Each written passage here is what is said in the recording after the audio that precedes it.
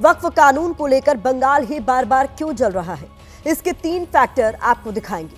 ये 3 फैक्टर उन सारे नैरेटिव से बिल्कुल अलग है जो बंगाल हिंसा की आड़ में चलाए जाने की कोशिश की जा रही है। बंगाल में अब तक 3 बार हिंसा के शोले भड़क चुके हैं। 8 अप्रैल को मुर्शिदाबाद में हिंसा हुई, फिर 3 दिन बाद 11 अप्रैल को भी मुर्शिदाबाद हिंसा की आग में जला। इसके बाद 14 अप्रैल को दक्षिण 24 परगना में हिंसा की चिंगारी भड़की। अब सवाल है कि ये हिंसा किसने, क्यों और कैसे भड़काई। इसकी पहली वजह बांग्लादेश से जुड़ी है। बंगाल हिंसा का बांग्लादेश कनेक्शन सामने आया है। खुफिया रिपोर्ट से पता चला है कि बांग्लादेश के कट्टरपंथी संगठन बंगाल में हिंसा के शोले भड़काने की साजिश रच रहे हैं। दूसरा, नेताओं की तरफ से बार बार फेंके जा रहे जुबानी बम बंगाल को जलाने में बड़ी भूमिका निभा रहे हैं। इन नेताओं में सत्ता पक्ष और विपक्ष दोनों तरफ के चेहरे बराबर शामिल हैं। तीसरा, बंगाल हिंसा को ममता सरकार के साथ साथ केंद्र सरकार की नाकामी के तौर पर भी देखा जा रहा है, लेकिन कैसे, इसका खुलासा भी आगे आपके लिए होगा। लेकिन पहले बात बंगाल हिंसा के बांग्लादेश कनेक्शन की कर लेते हैं। हिंसा को लेकर बीएसएफ इंटेलिजेंस की रिपोर्ट से चौंकाने वाला खुलासा है। आपको बता दें कि मुर्शिदाबाद में हिंसा के बाद से बीएसएफ की 9 कंपनियां तैनात हैं। बीएसएफ की रिपोर्ट के मुताबिक बंगाल में वक्फ विरोधी आंदोलन की आड़ में बांग्लादेश के कुछ कट्टरपंथी संगठनों के स्लीपर सेल शामिल हो सकते हैं। रिपोर्ट में 2 संगठनों जमातुल मुजाहिदीन बांग्लादेश यानी जेएमबी और अंसारुल्लाह बंगाल टीम एबीटी का नाम दिया गया है। पिछले 3 महीनों से यह संगठन बंगाल में हिंसा भड़काने के मॉड्यूल पर काम कर रहे थे। जेएमबी पर भारत ने आतंकी संगठन घोषित कर प्रतिबंध लगा रखा है। जेएमबी पर बांग्लादेश में भी बैन था, लेकिन यूनिस सरकार आने के बाद इस पर से बैन हटा दिया गया है। जेल में बंद इस संगठन के सभी नेताओं को रिहा कर दिया गया है, यह भी महत्वपूर्ण है। वैसे बीएसएफ की रिपोर्ट से पहले ही बांग्लादेश की बंगाल हिंसा में एंट्री हो चुकी है। बीजेपी के नेता बंगाल के हालात को लगातार बांग्लादेश से जोड़ रहे हैं।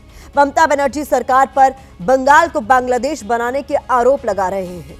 हिंसा को लेकर जारी बयानबाजी में जिन्ना, सुहरावर्दी, मुस्लिम लीग, गजवाए हिंद, जिहादी और ग्रेट कलकत्ता किलिंग्स जैसी घटनाओं और विभाजनकारी किरदारों की चर्चा हो रही है।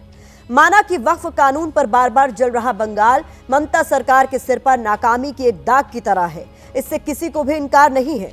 लेकिन क्या यह भी सही नहीं है कि नेताओं की तरफ से भड़काऊ बयान देकर दंगों की आग में घी डालने का काम किया जा रहा है? क्या बंगाल हिंसा में नेताओं के भड़काऊ बयानों की भूमिका नहीं है? क्या सत्ता पक्ष और विपक्ष के नेताओं की बयानबाजी लोगों को उकसाने का काम नहीं कर रही? उपद्रवियों और दंगाइयों पर काबू पाने के लिए पुलिस और अर्धसैनिक बल तैनात हैं, लेकिन नेताओं की तरफ से जुबानी बम गिराकर जो हिंसा फैलाई जा रही है, उस पर रोक आखिर कौन लगाएगा?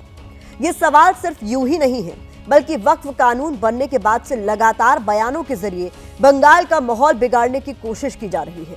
इस कोशिश में कोई एक नेता या एक पार्टी शामिल नहीं है, बल्कि सबके दामन पर ऐसे नफरती बयानों की कालिख लगी है। ऐसे बयानों की लिस्ट जो है वो लंबी चौड़ी है। पूर्व बीजेपी सांसद अर्जुन सिंह ने कहा है कि बिहार और झारखंड से हिंदुओं को लेकर आऊंगा और एक दिन में मुर्शिदाबाद और मालदा को खाली करा दूंगा। टीएमसी सांसद बापी हल्दर ने कहा है कि वक्फ संपत्ति किसी के बाप की नहीं है, एक संप्रदाय की संपत्ति है। उस संपत्ति की तरफ कोई अगर नजर उठाकर देखे तो उसकी आंखें निकाल लेंगे, हाथ कमर तोड़ देंगे। बंगाल बीजेपी अध्यक्ष सुकांता मजुमदार कह रहे हैं कि आने वाले समय में हिंदू बाध्य हो जाएंगे कानून हाथ में लेने को। मुर्शिदाबाद में हम लोग कम हैं, लेकिन नदिया में हम लोग ज्यादा हैं। तो बंगाल सरकार के मंत्री सिद्दीकुल्ला चौधरी भी भीड़ का डर दिखाने से बाज नहीं आ रहे। उनका कहना है कि हम चाहे तो कोलकाता को ठप कर दें, 50 जगहों पर 2000 लोगों को बिठाकर ट्रैफिक जाम कर दें। यानी देखा जाए तो किसी भी पार्टी से कोई भी नेता ऐसा नहीं जो शांति की अपील कर रहा है, बल्कि सभी नेता बयानों के जरिए हिंसा की आग को और ज्यादा भड़काने का ही काम कर रहे हैं।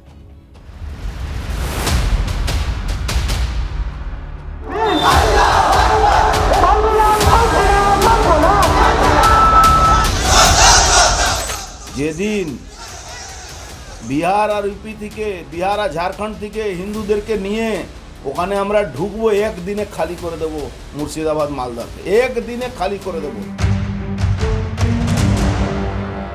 সকলের কাছে কোনো অনুরোধ করব, দয়া করে আইন কেউ হাতে তুলে নেবেন না।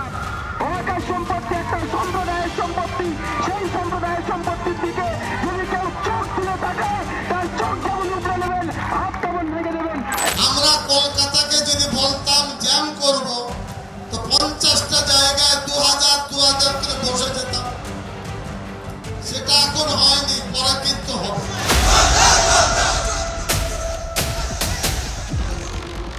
ওই দিনে কিন্তু শান্তিপ্রিয় হিন্দুরা বাধ্য হবে আইন হাতে তুলে নিতে, তখন কিন্তু গোটা রাজ্যে থামাতে পারবে না। মুর্শিদাবাদে আমরা কম আছি, আমরা জানি, কিন্তু আমরা নদিয়াতে আছি বেশি। আমরা যদি শুরু করি তাণ্ডব নৃত্য, শিবের তাণ্ডব নৃত্য কিন্তু শুরু হবে।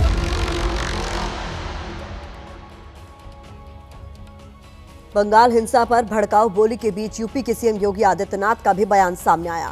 योगी आदित्यनाथ ने कहा है कि जिसे बांग्लादेश पसंद है वो बांग्लादेश चला जाए, लातों के भूत बातों से नहीं मानेंगे।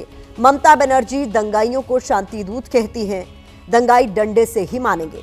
योगी आदित्यनाथ के बयान से यूपी के सियासी गलियारों में भी बंगाल हिंसा की तपिश महसूस की जा रही है। समाजवादी पार्टी ने सीएम योगी आदित्यनाथ पर लोगों को भड़काने का आरोप लगाया है। कहा है कि उन्हें बंगाल के हालात दिखते हैं लेकिन अपने राज्य के हालात नहीं दिखते।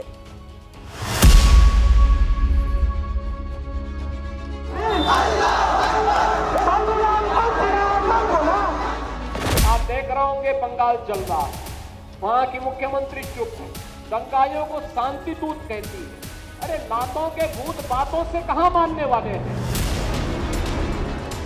हम ममता जी के साथ है, खत्म बात। वहाँ जो कुछ कम्युनल टेंशन हो रही है वो सब बीजेपी करा रही है, हमने मुजफ्फरनगर में नहीं देखा था। ये सारे दंगे के पीछे और ये हंगामा के पीछे राजनीतिक समीकरण की ये सीधा बंगाल की सरकार की नाकामयाबी है। ध्रुवीकरण की जो राजनीति बंगाल में चल रहे हैं, जिसकी शुरुआत बंगाल के मुख्यमंत्री ममता बनर्जी और बीजेपी पार्टी दोनों मिलकर शुरू किए थे।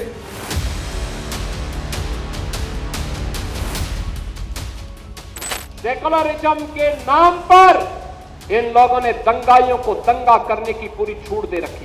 पूरा मुर्शिदाबाद पिछले एक सप्ताह से चल रहा है, सरकार मौन है। बहन और भाइयों, इस प्रकार की अराजकता पे लगाम लगनी चाहिए। बंगाल हिंसा को लेकर नेताओं के बयानों में आरोप प्रत्यारोप की कोई सीमा नहीं है। हिंसा को लेकर सियासी आरोपों की लड़ाई सुरक्षा एजेंसियों तक आ गई है। टीएमसी नेता कुणाल घोष ने बीएसएफ पर बड़ा आरोप लगाया है। उन्होंने कहा है कि हमें कुछ इनपुट मिल रहे हैं कि इन घटनाओं के पीछे एक बड़ी साजिश थी।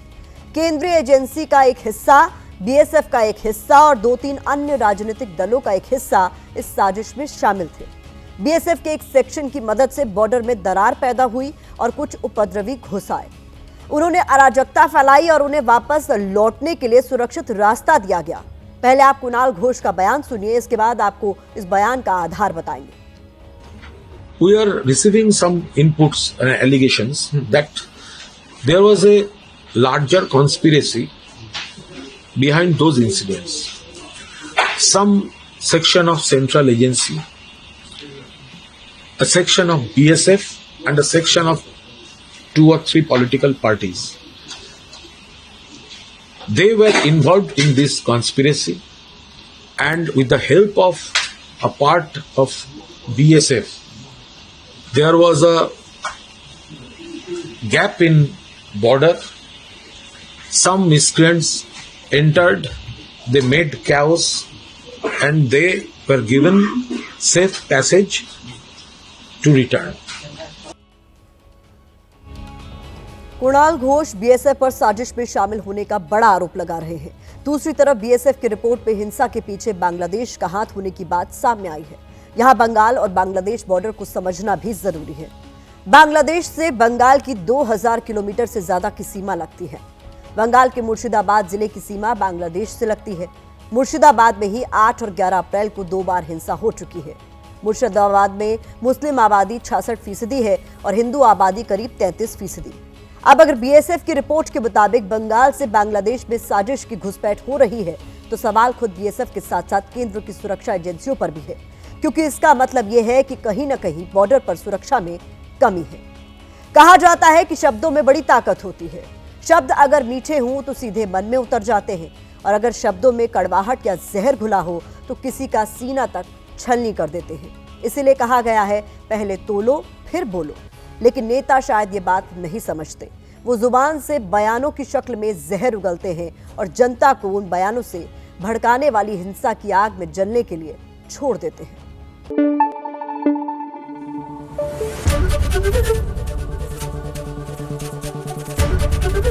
एबीपी न्यूज आपको रखे आगे।